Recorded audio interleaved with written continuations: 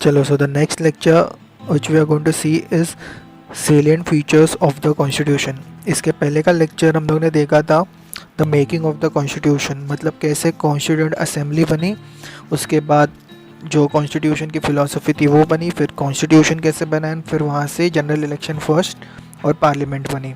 ठीक है, तो ये वो स्टोरी हम लोग ने देख ली थी। एज ए सेड पहले भी कि ये एक ओवरव्यू है, ओके। इसमें detailed line by line cover नहीं की है जो एम लक्ष्मीकांत जी की किताब में है। This is just an overview, okay. तो क्या है कि आपकी अंडरस्टैंडिंग क्रिस्टल क्लियर थोड़ी हो जाए उसके हिसाब से।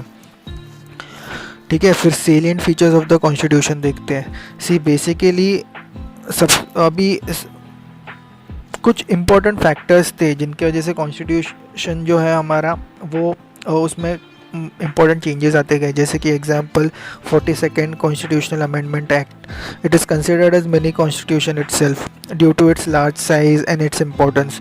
फिर इम्पोर्टेंट केस जो हो गई थी कौन सी, Kesavananda Bharati versus state of Kerala in 1973। Here Supreme Court held that constituent power of the Parliament under Article 368 does not enable it to alter the basic structure of the Constitution। तो जो बेसिक स्ट्रक्चर की philosophy है वो यहाँ से आई थी। तो इस तरीके से कॉन्स्टिट्यूशन की डेवलपमेंट इम्पोर्टेंट स्टेजेस में हुई।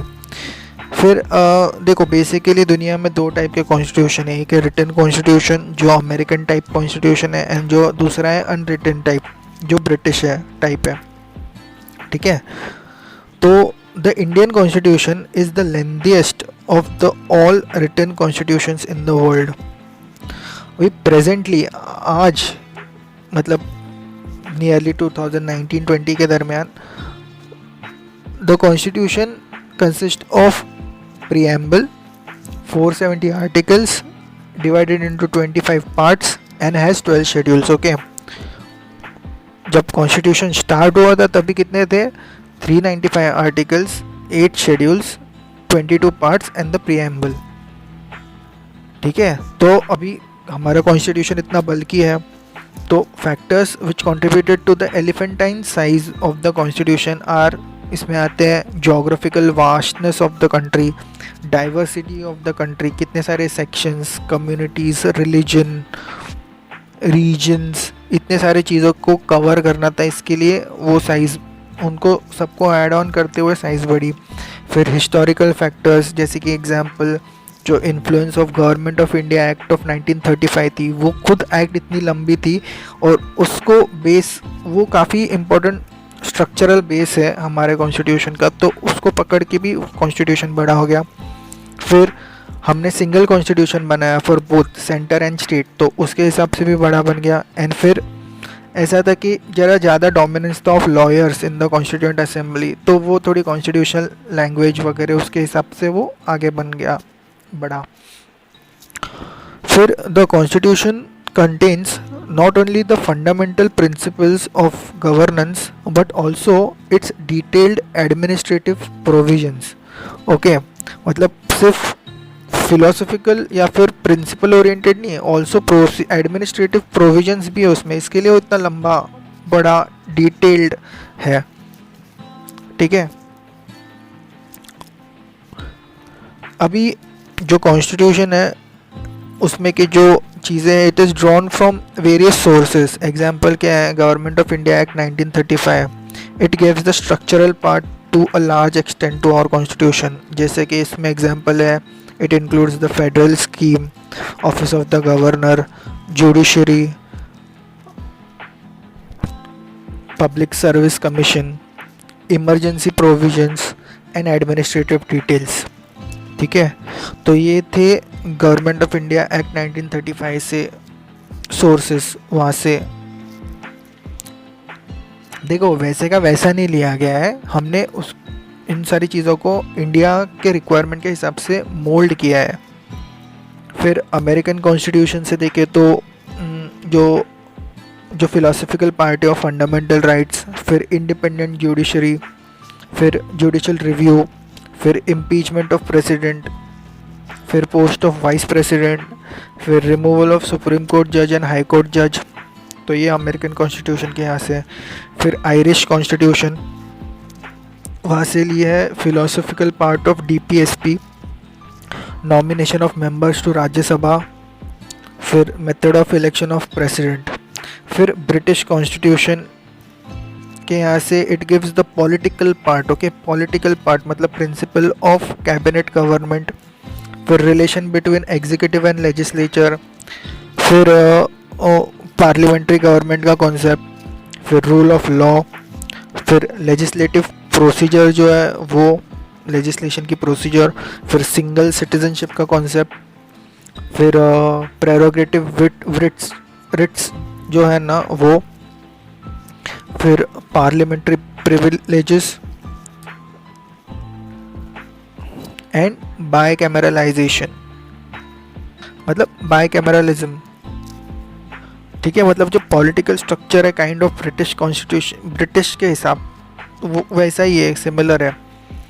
फिर कैनेडियन कॉन्स्टिट्यूशन से क्या है, वहाँ से federation with a strong centre है, मतलब by vesting the residuary powers to the centre, वो कॉन्सेप्ट वहाँ से है।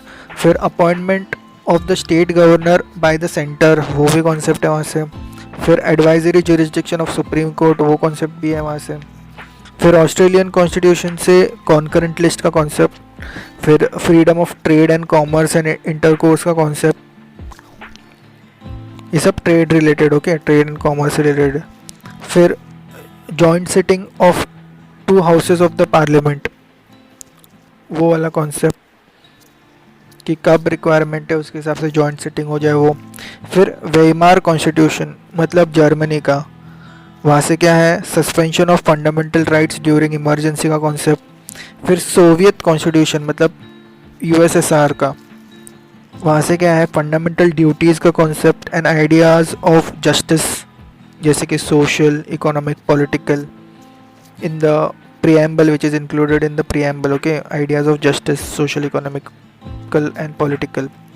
फिर फ्रेंच कॉन्स्टिट्यूशन से आइडिया ऑफ रिपब्लिक, फिर the ideas of liberty, equality and fraternity in the preamble. फिर साउथ अफ्रीकन कॉन्स्टिट्यूशन से procedure of amendment of the constitution, फिर election of members of Rajya Sabha, and फिर जापानीज कॉन्स्टिट्यूशन से procedure established by law. ठीक है, तो इतने सारे कंट्रीज़ के कॉन्स्टिट्यूशन से इन्फ्लुएंस या फिर इंस्पिरेशन लेके हमने मोल्ड करके इंडियन रिक्वायरमेंट के हिसाब से हमारा कॉन्स्टिट्यूशन बनाया है। More than half of the provisions of the constitution bear close resemblance to the government of India act 1935। ठीक है, तो ये सारे सोर्सेस थे। फिर हम लोग कैरेक्टरिस्टिक्स देखेंगे तो उसमें आते हैं जैसे कि blend of rigidity and flexibility, मतलब रिजिड रिक्वायरमेंट क्या है, example special procedure for amendment American constitution के यहाँ से। फिर फ्लेक्सिबल में क्या आता है, फ्लेक्सिबिलिटी में आता है कि कुछ चीज़ें are amended in the same manner as ordinary laws, example वो है ब्रिटिश कॉन्स्टिट्यूशन के यहाँ से वो फिलॉसफी आई।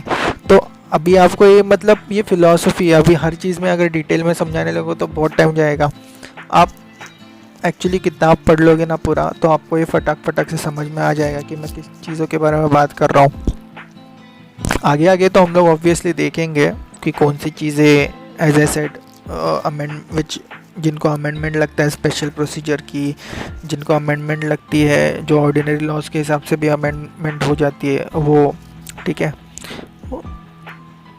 मतलब अभी चलो यहाँ पे एग्जांपल लेते हैं। Indian constitution is a blend of both, therefore basically article 368 जो है ना, it provides for 2 types of amendment. एक है स्पेशल मेजॉरिटी, मतलब क्या 2/3 of the majority of members in both the houses, okay, मतलब हर हाउस में दोनों में 2/3 हो। ठीक है, तो basically 2/3 majority of the members in both the houses, या फिर each house we can say, who are present and are voting, okay, and this majority shall be more than 50% of the total membership of each house. तो ये जो figure आएगी this is considered as special majority. And दूसरा है some provisions require special majority plus ratification by half of the total states. मतलब अभी हम लोग ने जो स्पेशल मेजॉरिटी देखा ना, plus ratification by half the number of total states जो है इंडिया में के वो।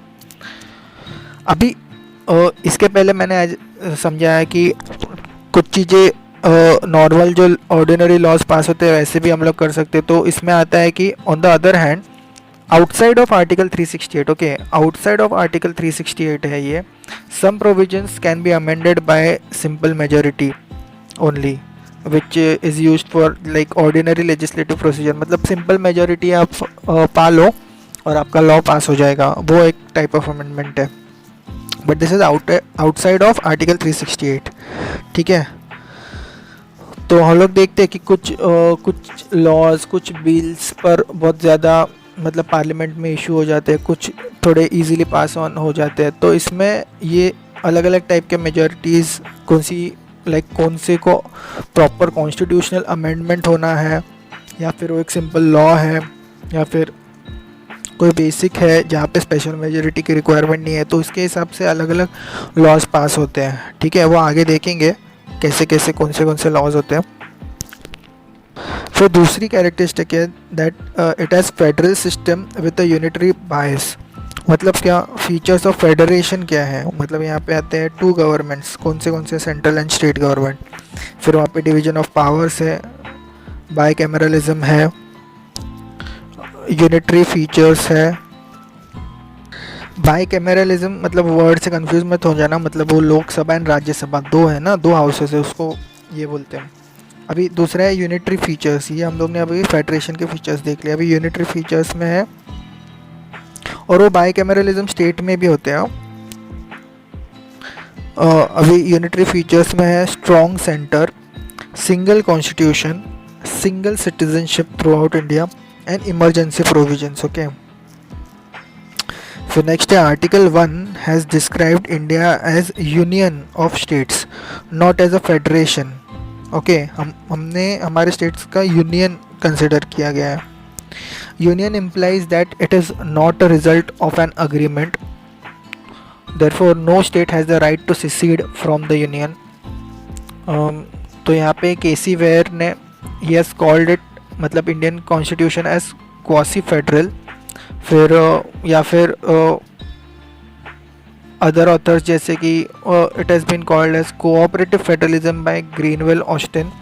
फिर federalism with centralising tendency has been called by Ivor Jennings, ठीक है। तो ये इंटरप्रिटेशंस है by various authors of how they see Indian constitution. फिर नेक्स्ट है कैरेक्टरिस्टिक में parliamentary form of government, okay. Parliamentary form which is basically adopted from the British parliamentary system, उनकी political type उसमें से लिया गया है। It is based on the principle of cooperation and coordination between legislature and executive organs, okay. So basically India did not adopt American मतलब कौन सा presidential system of government which is based on doctrine of separation of powers between legislature and executive, rather we chose parliamentary form of government, ठीक है। parliamentary system is also called as Westminster system और model of government, और it is also called as responsible या फिर cabinet government. Constitution establishes parliamentary system even at state government level, okay. The features of the parliamentary government in India are presence of nominal and real executive, फिर majority party rule, फिर collective responsibility of ministers मतलब of executives to the legislature, okay. Collective responsibility, अब ये समझा ना, जो majority party आती है तो वो रूलिंग पार्टी बन जाती है। फिर कलेक्टिव रिस्पॉन्सिबिलिटी होती है of executive to the legislature, मतलब ministers have to answer in the legislature. अभी लेजिस्लेचर कंफ्यूज मत होना, legislature is made up of all the person who are elected throughout the country, and फिर उनमें से जो मेजॉरिटी से party से होते हैं वो क्या बोलते हैं गवर्नमेंट फॉर्म करते हैं। उनके मिनिस्टर्स होते हैं तो वो एग्जीक्यूटिव बन जाते हैं, और ये executive are within the parliament only, and they answer to the questions of the people. Okay कि कौन से अगर कोई इशू आ रहा है कोई स्कीम में, या फिर उनके क्या क्या प्रोग्राम्स है, क्या क्या आइडियाज़ है. ओके तो इस हिसाब से पार्लियामेंट्री गवर्नमेंट चलती रहती है. मतलब executive is collectively responsible to the legislature. मतलब फिर अगर बहुत इशू आ गए तो फिर नो कॉन्फिडेंस मोशन वगैरह आते हैं, एंड फिर फॉल ऑफ गवर्नमेंट वगैरह हो सकता है. इसके लिए ऐसा कहा गया है कि it is responsible to the legislature. फिर नेक्स्ट है membership of minister in the legislature. As I explain right now कि मिनिस्टर खुद पार्ट ऑफ लेजिस्लेचर होते हैं, एंड वो minister then part of executive में बन जाते हैं. फिर लीडरशिप ऑफ प्राइम मिनिस्टर और चीफ मिनिस्टर, मतलब prime minister at central level and chief minister at state level. These are features of parliamentary government जो मैं अभी बता रहा हूँ. फिर डिसोल्यूशन ऑफ लोअर हाउस, मतलब लोकसभा या फिर स्टेट में स्टेट लेजिस्लेटिव असेंबली, इनका डिसोल्यूशन भी हो सकता है. उसके क्या क्या फैक्टर्स है वो आगे देखेंगे हम लोग, पर ये फीचर्स है बेसिकली. फिर the fundamental difference between India and British parliament system is Indian parliament is not as sovereign as British parliament, meaning Indian parliament can't amend its basic structure, therefore it is not fully sovereign. ठीक है. whereas British parliament में जो भी laws बनते हैं वो थोड़े ज़्यादा फ्लेक्सिबल होते हैं. हम हमारे बेसिक स्ट्रक्चर को कभी मतलब चेंज नहीं कर सकते. जो बेसिक स्ट्रक्चर का डॉक्ट्रिन निकला था कौन से केस से, केशवानंदा भारती केस से, इसलिए उस केस को बहुत इम्पोर्टेंट माना जाता है. फिर आगे है that Indian state has an elected head president. Okay therefore it is Republic. भले वो थोड़ा जो ये जो इलेक्शन है वो इनडायरेक्ट सा है for the president, but still it is elected in a form ना, therefore it is republic. While British state जो है it has an hereditary head, मतलब इसको मोनार्की बोलते हैं, जो किंग एंड क्वीन होते हैं वहाँ पे. ओके वो किंग एंड क्वीन होते हैं, एंड फिर यहाँ पे पार्लियामेंट चलती रहती है ब्रिटिश की, एंड हमारे यहाँ पे प्रेसिडेंट होते हैं, एंड फिर हमारे यहाँ पे पार्लियामेंट चलती रहती है. तो ये बेसिक डिफरेंस है between Indian and British parliament. भले ही दोनों पार्लियामेंट्री सिस्टम ही है. फिर in both the countries the role of prime minister has become highly crucial, therefore some political scientist have called it as prime ministerial government. मतलब parliamentary form of government को अभी कुछ लोग प्राइम मिनिस्ट्रियल गवर्नमेंट भी कहते हैं. फिर next feature है synthesis of parliamentary sovereignty and judicial supremacy. इसमें क्या है देखो, sovereignty of the parliament is associated, मतलब अभी सॉवरेनिटी का जो प्रिंसिपल है of the parliament it is associated with the British parliament. Okay and जो डॉक्ट्रिन ऑफ जुडिशियल सुप्रीमेसी है ना, it is associated with the American concept, मतलब American supreme court के यहाँ से वो कॉन्सेप्ट आया है. तो फिर the scope of judicial review जो है इंडिया में,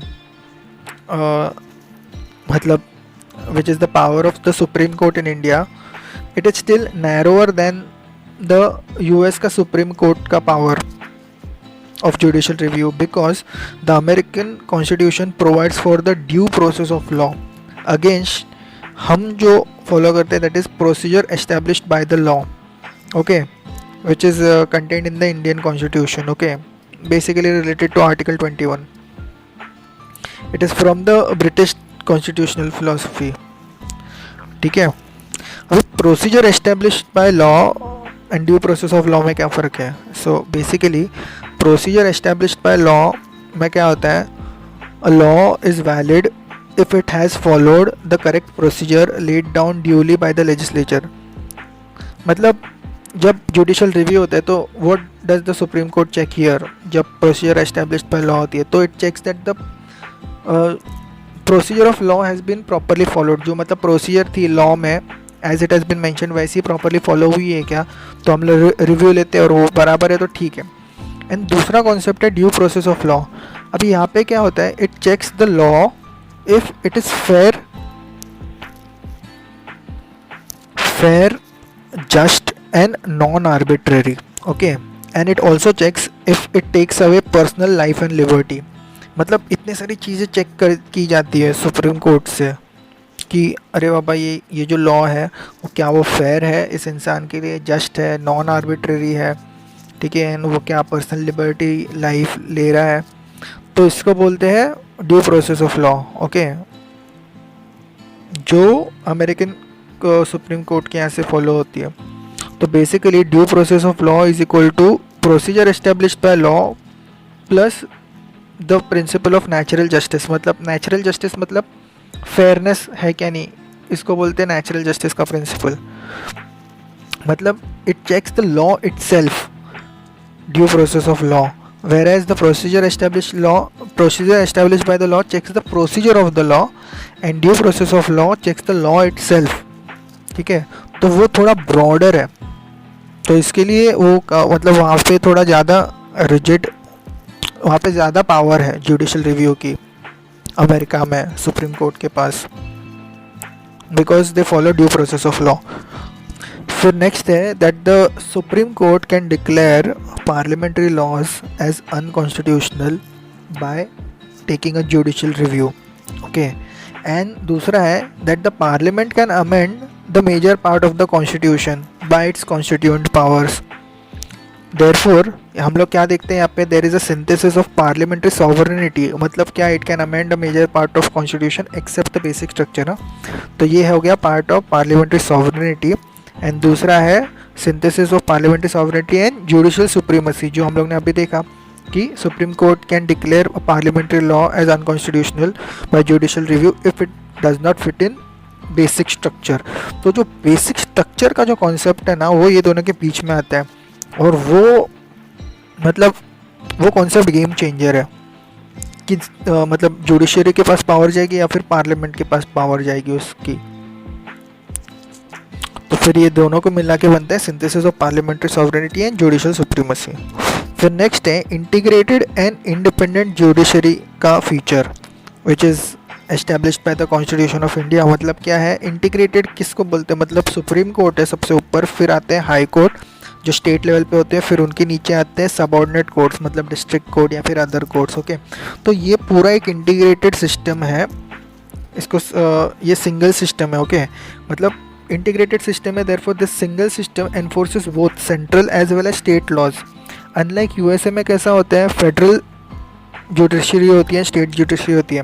तो फेडरल जुडिशरी फेडरल लॉज को इम्प्लीमेंट करती है and state judiciary state laws को इम्प्लीमेंट करती है। वैसा इंडिया में नहीं होता है, ये एक इंटीग्रेटेड स्ट्रक्चर जो मैंने अभी बताया वो दोनों laws, central and state laws दोनों को इम्प्लीमेंट करती है। फिर नेक्स्ट है Supreme Court is considered as federal court, मतलब highest court of appeal in India, and it is also considered as the guarantor of the fundamental rights and also guardian of our constitution. अभी ये integrated structure देख लिया, सो अभी independence of judiciary देखते हैं। तो by the constitution for the independence of our judiciary, इसमें कुछ चीज़ें जैसे कि सिक्योरिटी ऑफ टेन्योर, फिर फिक्स सर्विस कंडीशन, फिर expenses of the Supreme Court are on the Consolidated Fund of India, फिर prohibition of the discussion of the conduct of the judges in the legislature, फिर power to punish the contempt is given to the Supreme Court या फिर High Court also, तो मतलब to the court, फिर separation of judiciary from the executive। तो ये सारे features की वजह से इंडिपेंडेंस बढ़ता है जुडिशरी का। तो ये कॉन्सेप्ट हो गया इंटीग्रेटेड एंड इंडिपेंडेंट जुडिशरी का। अभी नेक्स्ट है फंडामेंटल राइट्स। ओके, अभी फंडामेंटल राइट्स, अभी ये जो प्रीएम्बल है फंडामेंटल राइट्स तो बहुत बड़ा चैप्टर है जिसको अलग लेक्चर में हम लोग कवर करेंगे प्रॉपरली, मतलब सब इम्पोर्टेंट फंडामेंटल राइट्स को उसमें कवर करेंगे। तो ये बस एक ओवरव्यू देखते हैं यहाँ पे। फंडामेंटल राइट्स कौन से पार्ट में आते हैं, पार्ट 3 में आते हैं कॉन्स्टिट्यूशन के। ओके, तो इसमें बेसिकली 6 फंडामेंटल राइट्स हैं। ओके, पर ये as I said fundamental rights के चैप्टर में अच्छे से पूरा देखेगी। Fundamental rights are basically meant for promoting the ideas of political democracy. they operate as a limitation on the tyranny of the executive and the arbitrary laws of the legislature. Okay, तो मतलब समझ रहे हो, fundamental rights है वो citizens को बचाते हैं कहाँ से, टायरनी ऑफ द एग्जीक्यूटिव से भी and arbitrary laws of the legislature से भी. They are justiciable in the nature, मतलब the aggrieved person can directly go to the Supreme Court also when which मतलब Supreme Court, and then Supreme Court can issue writs. जो हम लोग ने पहले देखा रिट्स जो होते हैं WRITS, उसमें आते एग्जाम्पल एक दो नाम लूँगा, हीबिस कॉर्पस, फिर को वारंटो एक्सेट्रा. रिट्स क्या है वो सब आगे देखेंगे फंडामेंटल राइट्स के चैप्टर में, probably will see. For writs जो होते हैं they are for restoration of the basic rights of the person. Okay, मतलब जो फंडामेंटल राइट्स है ये रिट्स सुप्रीम कोर्ट यूज़ करता है और उसके फंडामेंटल राइट्स को वापस दे देते हैं. अगर सुप्रीम कोर्ट फील्स दैट वो आर्बिट्रेरी कुछ हुआ है लॉज, या फिर टायरनी ऑफ द एग्जीक्यूटिव है, या फिर वो सुप्रीम कोर्ट डिसाइड करता है या फिर कोर्ट डिसाइड करता है, हाई कोर्ट के पास भी थोड़े से पावर होते हैं. आगे जब सुप्रीम कोर्ट हाई कोर्ट पढ़ेगा तो उसमें भी समझ में आ जाएगा. फिर fundamental rights are not absolute in nature. Okay, they are basically subject to reasonable restrictions also. Therefore they are not sacrosanct and therefore can be curtailed or repealed by the parliament through constitutional amendment act. लगती है यहाँ पे constitutional amendment act. यहाँ पे normal laws जो पास होते हैं वो वाली प्रोसीजर नहीं चलेगी, यहाँ पे प्रॉपर कॉन्स्टिट्यूशनल अमेंडमेंट एक्ट लगेगी अगर यहाँ पे कुछ चेंजेस लाने. क्यों? क्योंकि fundamental rights form the part of the basic structure of our constitution. फिर fundamental rights they can even be suspended during operation of national emergency except article 20 and 21. फिर ये fundamental rights as I said, अभी तो मैंने बस 2-4 line में ही sum up किया है इसको, पर पूरा चैप्टर पढ़ेंगे ना तो आपको हर फंडामेंटल राइट कैसे बहुत ही ब्यूटीफुली डिज़ाइन किया गया है, हर एरिया को कवर किया गया है. मतलब जब जो ब्रिलियंट हमारे कॉन्स्टिट्यूशन मेकर्स थे उन्होंने इतने अच्छे से उनको कवर किया है, वो हम लोग नए आगे के लेक्चर्स में देखेंगे.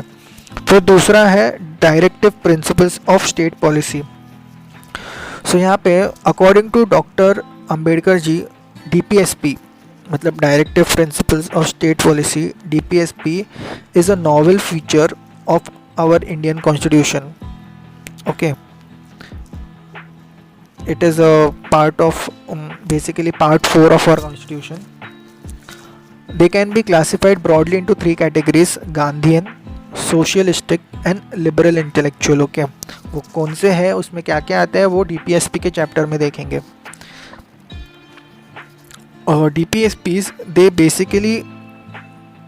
DPSPs are meant for promoting ideas of social and economic democracy. Okay, DPSPs are meant for promoting the ideas of social and economic democracy in our country. और जो फंडामेंटल राइट्स हम लोगों ने देखे वो किसके लिए थे? They are for promoting the ideas of political democracy. ठीक है, तो इस तरीके से जो डेमोक्रेसी हम लोग जो बात करते हैं ये अलग अलग टाइप की डेमोक्रेसी है. इनको सबको इम्प्लीमेंट करने के लिए अलग अलग फीचर्स जैसे कि फंडामेंटल राइट्स, DPSPs, ये सारी यूज़ करके हमने हमारे कंट्री में डेमोक्रेसी को आगे बढ़ाया है. फिर DPSPs they seek to establish a welfare state. Okay, welfare state के कॉन्सेप्ट को डेवलप करने के लिए.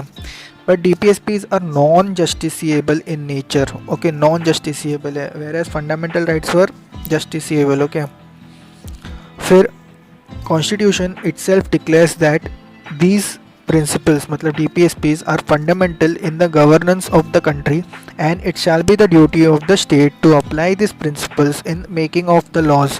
While making of the laws, ये जो DPSPs है इनके कॉन्सेप्ट को या फिर प्रिंसिपल को ध्यान में रख के आप अपने लॉज बनाओ, ऐसा कहा गया है. ठीक है, फिर thus basically DPSPs they impose a moral obligation only on the lawmakers. फिर example Minerva Mills versus Union of India case जो हुई थी 1980 में, Supreme Court held that the constitution is the foundation the constitution is founded on bedrock of balance between fundamental rights and DPSPs. ठीक है, तो वो case का ये जजमेंट था। मतलब दोनों कितने इम्पोर्टेंट है ऐसा, fundamental rights and DPSP they are both important. But आगे आगे देखिए कि वो कहाँ पे कितने ज़्यादा कौन सा इम्पोर्टेंट है, वो आगे के चैप्टर्स में समझेगा। फिर अभी फंडामेंटल राइट्स हो गया, डीपीएसपी हो गया, अभी नेक्स्ट है fundamental duties. Okay, fundamental duties they were added during the operation of internal emergency, जो कब हुई थी 1975 से 1977 के दरमियान। Okay, 1975 to 77। So fundamental duties they were added by the 42nd Constitutional Amendment Act of 1976 on the recommendation of Swaran Singh Committee. They form the part as Part 4A of the Constitution, which consists only of one article, Article 51A, which specifies 11 fundamental duties.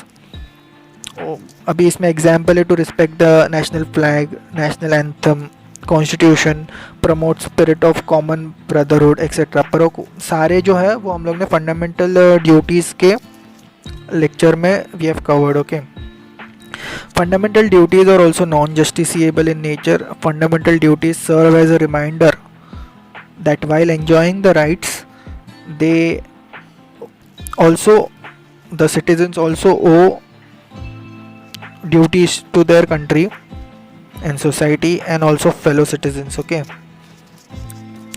तो ये concept है behind fundamental duties. फिर next है the concept of a secular state. Okay, the constitution of India stands for a secular state and hence does not uphold any particular religion as an official religion of our state. The term secular was added to the preamble by 42nd Constitutional Amendment Act. The preamble secures to all citizens liberty of belief, faith and worship. फिर आगे it is also supported by fundamental rights, जो आगे देखेंगे हम लोग fundamental rights के chapter में। The state shall not discriminate any person on the ground of religion. This is through Article 15। okay, फिर equality of opportunity है for all the citizens in matter of public employment, this is Article 16। फिर freedom of conscience and right to freely profess, practice and propagate any religion, this is Article 25। फिर right of religious denomination to manage its religious affairs, this is Article 26। फिर no person shall be compelled to pay any taxes for promotion of a particular religion, this is Article 27। फिर no religious instruction shall be provided in any educational institution maintained by the state, this is Article 28। फिर any section of citizens shall have right to conserve their script, language and culture, this is Article 29। अभी ये सारे articles जो मैंने अभी और है, जैसे कि 29 हो गया ना, तो 30 भी है। तो 30 में क्या है, all minorities shall have rights to establish and administer educational institutions, this is article 30। Okay, for minorities था ये। फिर the state shall endeavour to secure for all uniform civil code, this is article 44। तो ये जो मैंने इतने सारे articles अभी जो बोले, these are related to how and through which articles we are trying to develop a secular state. Okay, अभी basically the western concept of secularism जो है ना, it connotes that there shall be a complete separation between religion मतलब church and the state मतलब politics. Okay, which is basically a negative concept and it is not inapplicable in India, okay, because in Indian scenario where the society is at such a level, it is multi religious, so यहाँ पे ये concept जो western concept है वो apply करना difficult पड़ जाता है। Hence Indian constitution embodies a positive concept of secularism where it is related to मतलब this positive concept is related to giving equal respect and protection to all the religions, okay, all the religions। तो ये positive concept हो गया secularism का. The constitution has also abolish the system of communal representation जो पहले होता था. तो इस हिसाब से भी हमने देखा है कि कैसे सेक्युलरिज्म की तरफ जाने के लिए इंडिया में कितनी सारी चीज़ें की गई है, कौन से आर्टिकल से कौन सी चीज़ें की गई है. ठीक है. फिर नेक्स्ट है यूनिवर्सल एडल्ट फ्रेंचाइज का concept. So this was adopted by Indian constitution as a basis of election to Lok Sabha as well as state legislative assembly. So इसमें क्या है, every citizen who is of age more than 18 years has the right to vote. Okay, and the voting age basically 18 है. मतलब voting age was changed from 21 to 18 by 61st Constitutional Amendment Act. फिर the introduction of universal adult franchise was a bold experiment in the view of a vast size of our country, huge population, high poverty, social inequality and illiteracy. मतलब जब वो universal adult franchise का concept आया तब वो बहुत ही bold experiment था. Okay, as compare to the world India ने मतलब बहुत स्ट्रांगली उस चीज़ को हैंडल किया है. Universal adult franchise makes democracy broad based, enhances the self respect of our citizens and also gives prestige of to the common people and upholds the principle of equality. Okay. फिर next है single citizenship का concept. Though Indian constitution is federal, मतलब central and state government वगैरह concept है, it envisages a single citizenship, whereas USA में citizenship of USA is also based on, मतलब वहाँ पे दो हैं, सिटीजनशिप ऑफ यूएसए है and also citizenship of the state. So despite the provision of single citizenship कुछ issues हो रहे हैं स्टिल. मतलब basically despite the provision for single citizenship and uniform rights for all the people, India has been witnessing some issues such as communal riots, class conflicts, caste issues, linguistic clashes, ethnic disputes. Thus, the cherished goal of our constitution makers to build an India which is a united and integrated India is not yet realized. ठीक है. फिर आगे देखेंगे जो independent bodies है. मतलब the Indian constitution not only provides for just legislative, executive and judicial organs but also establishes certain independent bodies. Okay, they are envisaged by the constitution as bulwarks of democratic system. ठीक है. तो इसमें example है election commission to ensure free and fair election to parliament, state legislature and office of president and vice president. फिर CAG है to audit accounts of central and state governments. He acts as a guardian of public purse and comments on the legality and the proprietary of government expenditure. Proprietary मतलब related to physical discipline. फिर UPSC है to conduct examination for recruitment to all India services and higher central services, and it also advises president on the disciplinary matters when required. फिर बाद में state public service commissions है. So basically the constitution ensures independence of these bodies through provisions like security of tenure, fixed service conditions, expenses being charged on the consolidated fund of India, etc. फिर बाद में emergency provisions भी है constitution में to enable the president to meet extraordinary situations effectively if they arise in our country. The rationale behind this is to safeguard the sovereignty, unity and integrity and the security of India, and also the democratic political system of India. Thus basically to secure the constitution itself. Okay, to safeguard the constitution itself. अभी three type of emergencies are there in the constitution. Okay, three type of emergencies.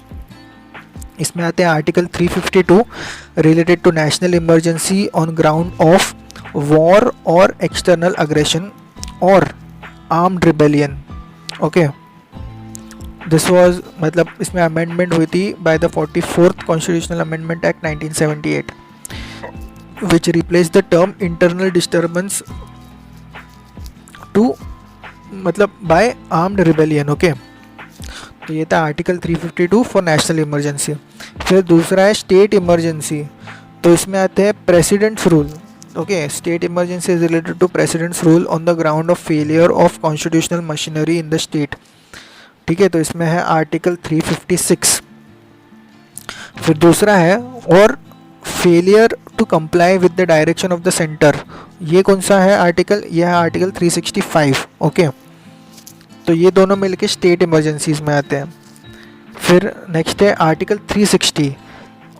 It is related मतलब it is on financial emergency as when there is a threat to the financial stability or credit of India. ठीक है, so during emergencies the central government becomes all powerful.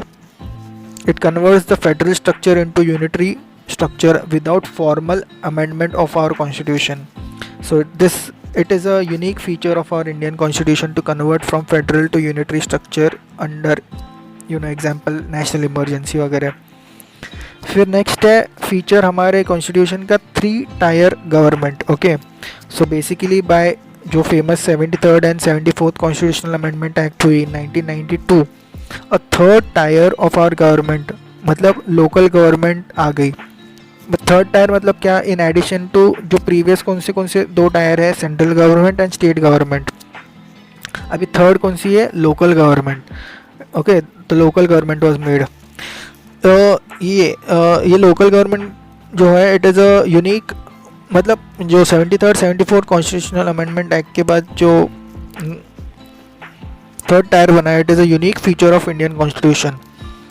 So basically इसमें the 73rd constitutional amendment act gives constitutional recognition to the panchayats मतलब rural local government.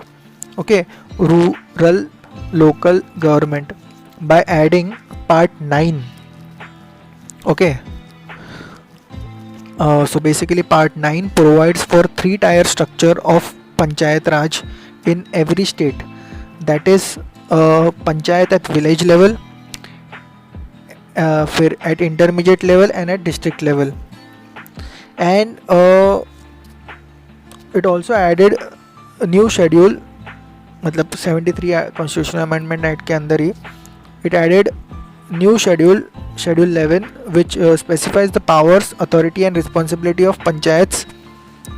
It has in nearly 29 matters. अभी ये 73rd and 74th constitutional amendment act मतलब पंचायती राज and फिर municipality वो सब अलग lecture है उसमें कवर करेंगे. यहाँ पे तो जस्ट ओवरव्यू ले रहे हैं एज आई सेड. फिर ये 73rd कॉन्स्टिट्यूशनल अमेंडमेंट एक्ट हो गई. फिर 74th constitutional amendment act it gave a constitutional recognition to municipalities मतलब urban local government. Okay, and it added part 9A. Okay, which provides for 3 type of municipalities in each state मतलब a nagar panchayat for transitional area, a municipal council for a smaller urban area and a municipal corporation for a larger urban area. And it also मतलब 74th constitutional amendment act it also added a new schedule मतलब schedule 12 to the constitution which specifies the powers, authority and responsibility of municipalities. It has in nearly 18 matters. Okay, फिर next feature है cooperative societies. So basically 97th constitutional amendment act of 2011 it gave constitutional status and protection to cooperative societies. ठीक है, so after that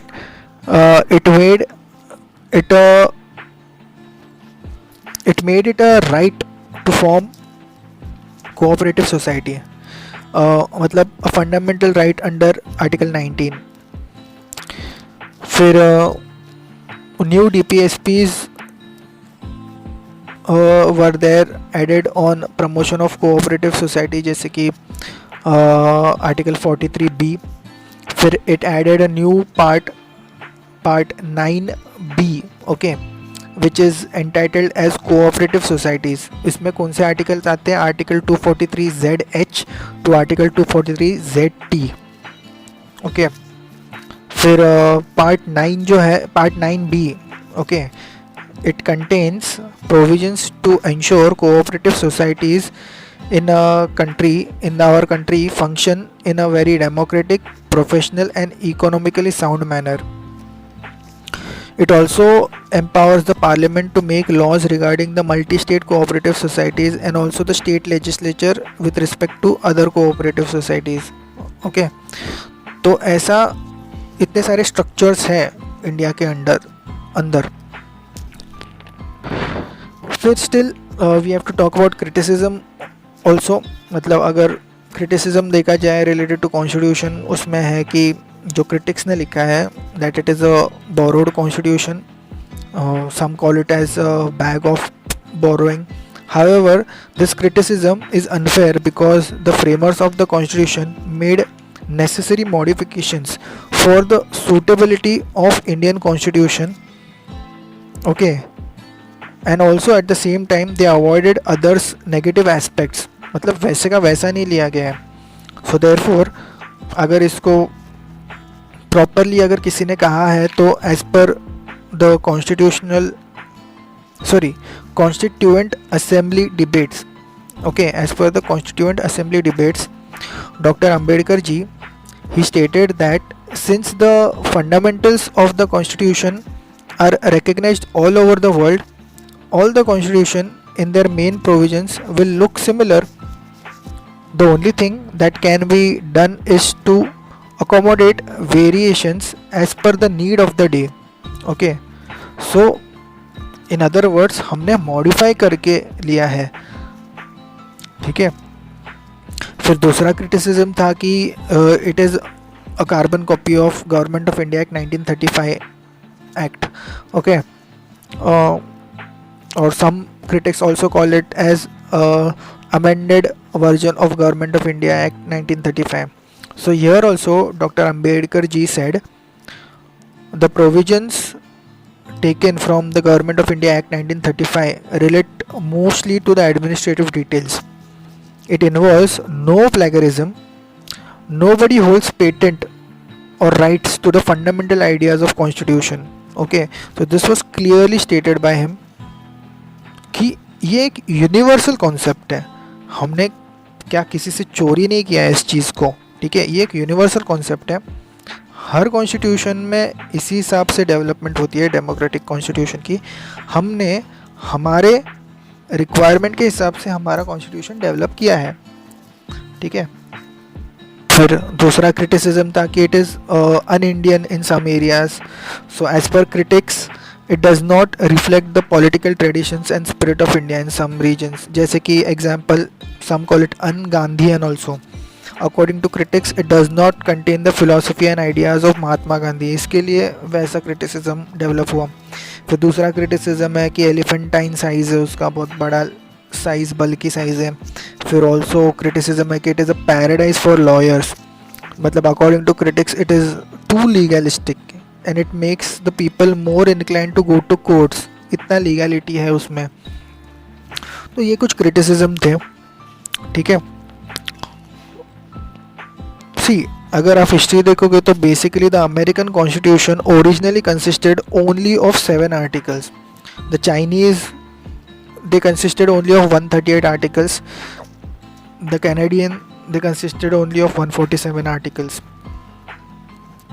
फिर अभी government of India act 1935 को इतना important क्यों consider किया जाता है कि क्योंकि about 250 provisions of government of India act 1935 have been included in our constitution. इसके वजह से वो इशू क्रिटिसिज्म का डेवलप होता है.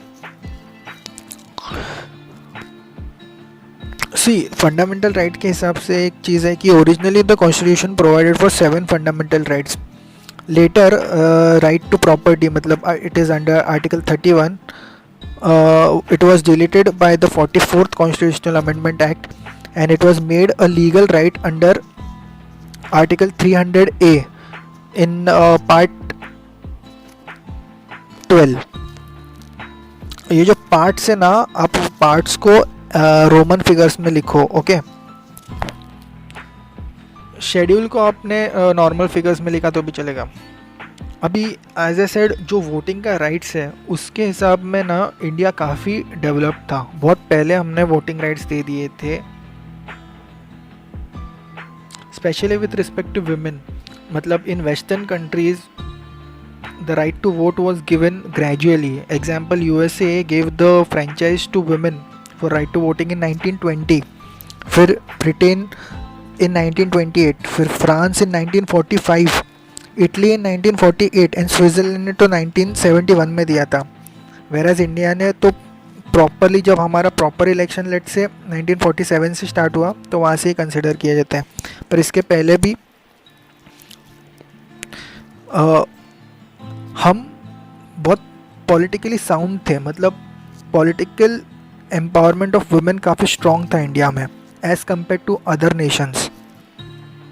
हमने जो मॉडर्न हिस्ट्री में पढ़ा है ना, इतने सारे वुमेन लीडर्स थे, कितने politically sound and intelligent and brilliant थे वो.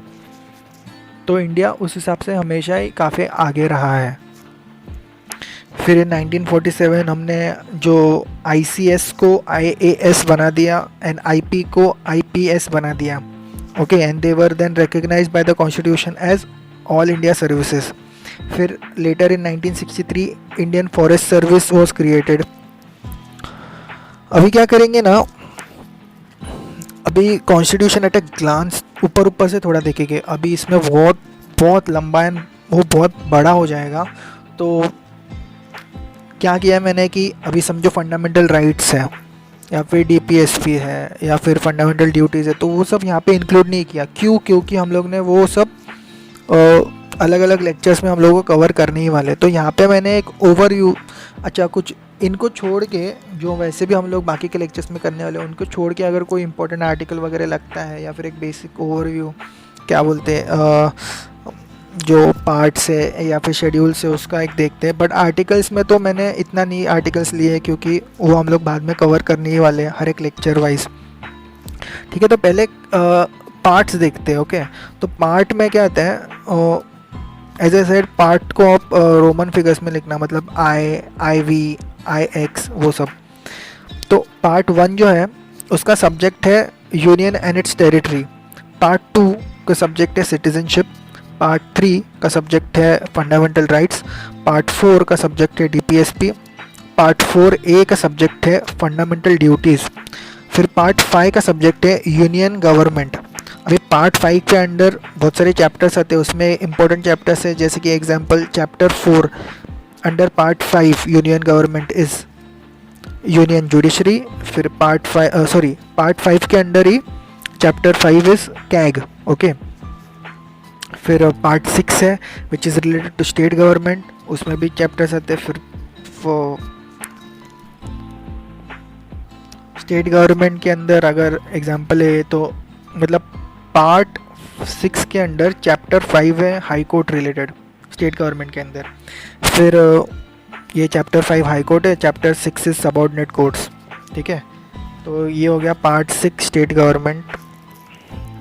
फिर पार्ट 7 तो नहीं है इतना.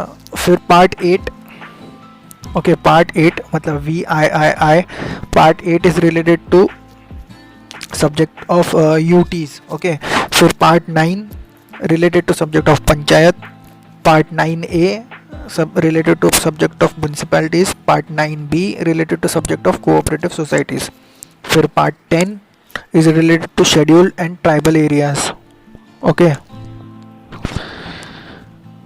फिर part 11, okay, it talks about the subject of relation between union and states. उसमें chapter 1 is related to legislative relations, chapter 2 is related to administrative relations. ठीक है, दिस इज़ अंडर पार्ट 11. ठीक है, relation between union and states. फिर part 12, okay, it is related to finance. उसमें आते हैं example chapter 2 related to borrowing, chapter 4 related to right to property. अभी ये पार्ट के अंदर जो चैप्टर बोल रहा हूँ, मतलब पार्ट है, उसके रिलेटेड कुछ आर्टिकल्स होते हैं। एंड ये जो चैप्टर है, अभी समझो एग्जाम्पल दिया चैप्टर 4 पार्ट 12 के अंदर right to property, it is related to article 300A। ठीक है, तो अभी वो सब एक एक चीज़ तो बताते नहीं जाऊँगा, नहीं तो 4-5 घंटे का हो जाएगा लेक्चर। हम लोग एक ओवरव्यू ले रहे हैं। ठीक है,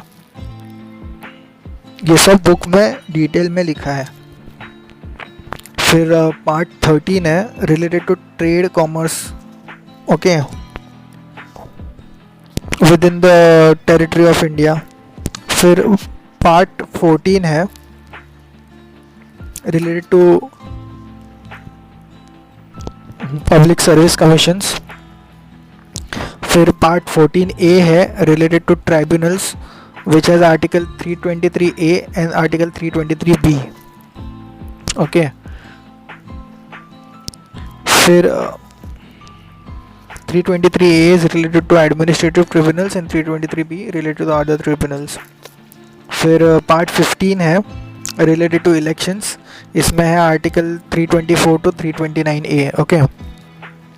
फिर पार्ट 17 है रिलेटेड टू ऑफिशियल लैंग्वेजेस, तो इसमें चैप्टर 1 है लैंग्वेज ऑफ यूनियन, चैप्टर 2 है रीजनल लैंग्वेजेस, चैप्टर 3 है language of supreme court and high court etcetera.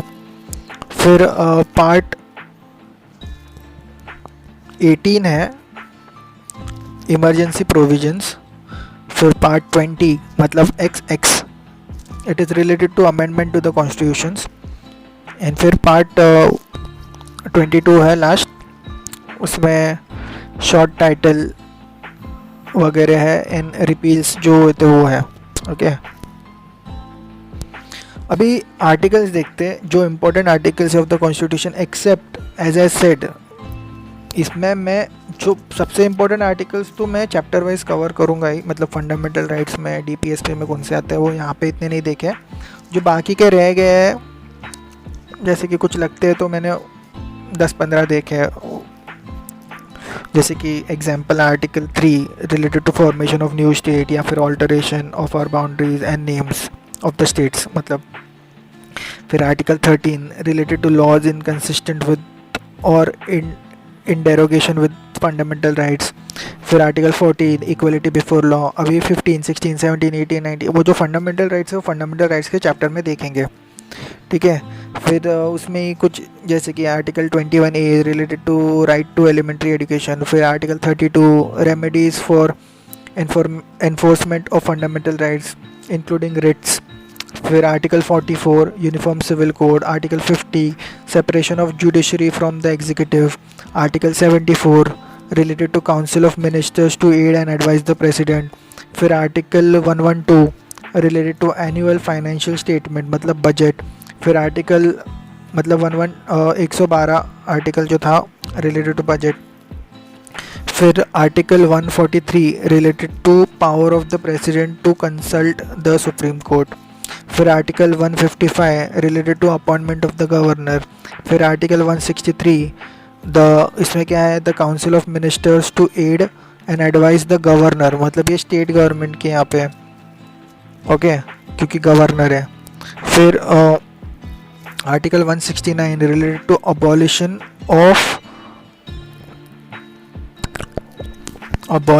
Of और creation of a legislative council in states, okay.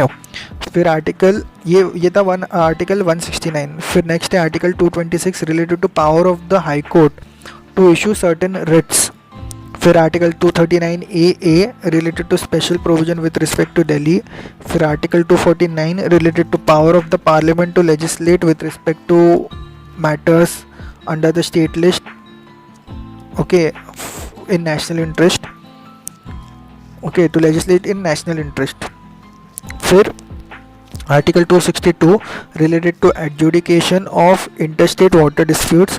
फिर article 265 related to no tax be levied or collected except by authority of law. फिर article 280 related to finance commission. Article 312 मतलब 312 related to all India services. फिर article 370 related to temporary provisions with respect to the state of Jammu and Kashmir which has been repealed now. Okay, तो ये कुछ articles थे. As I said again and again, इसमें जो important fundamental rights वगैरह articles वो यहाँ पे नहीं इंक्लूड किए क्योंकि वो चैप्टर वाइज कवर करूँगा. तो ये हो गया पार्ट्स, आर्टिकल्स. अभी क्या रह जाता है, शेड्यूल्स. ओके, तो शेड्यूल्स देखते हैं. तो schedules of the constitution are, अभी शेड्यूल्स को आप रोमन फिगर में नहीं नॉर्मल फिगर्स में लिखना. तो schedule 1 is related to name and territorial jurisdiction of states and unions. Union. Name and territorial jurisdiction of our states and the union. फिर schedule 2 related to emoluments, allowances and privileges of constitutional post holders. Example, president, speaker of Lok Sabha, जज of supreme court, high court, CAG. फिर schedule 3 related to oath and affirmation. Schedule 4 related to allocation of seats in Rajya Sabha to states and UTs. फिर schedule 5 related to provisions related to administration of scheduled areas and scheduled tribes. फिर schedule 6 related to provisions related to administration of tribal areas of Assam, Mizoram, Tripura and Meghalaya. फिर schedule 7, okay, 7 schedule related to union list जिसमें 100 subjects है, state list जिसमें 61 subjects है, concurrent list जिसमें 52 subjects है presently. Okay, फिर schedule 8 related to language recognized by the constitution. Languages recognized by the constitution जिसमें presently 22 number of languages है. फिर schedule 9 it was added by first constitutional amendment act to protect the laws from judicial scrutiny. Okay, but after 2007 supreme court has held that they are open to judicial review. फिर schedule 10 related to anti defection provisions by the 52nd Constitutional Amendment Act 1985. फिर schedule 11 related to power, authority and responsibilities of panchayat जिसमें 29 matters है. And article इसमें related to this is article 243G. फिर schedule 12 related to power, authority and responsibility of municipalities इसमें 18 matters हैं. And article related to it is 243W. ठीक है, तो एक शायद थोड़ा सा कंफ्यूजिंग होगा क्योंकि इतने सारे आर्टिकल्स है, इतने सारे शेड्यूल्स है, आर्टिकल्स है, पार्ट्स है. एंड वो ये ऊपर से जस्ट एक ओवरव्यू था कि क्या क्या है हमारे कॉन्स्टिट्यूशन में. अगर बताने जाओ तो इतना बल्कि है कि बहुत सारा टाइम लग सकता है, पर मैंने जस्ट ओवरव्यू लिया. आई कैन अंडरस्टैंड थोड़ा कंफ्यूजिंग हो सकता है, but you read more, once you read more and more you will understand it धीरे धीरे. ठीक है, so this was basically how our constitution is, basically its salient features.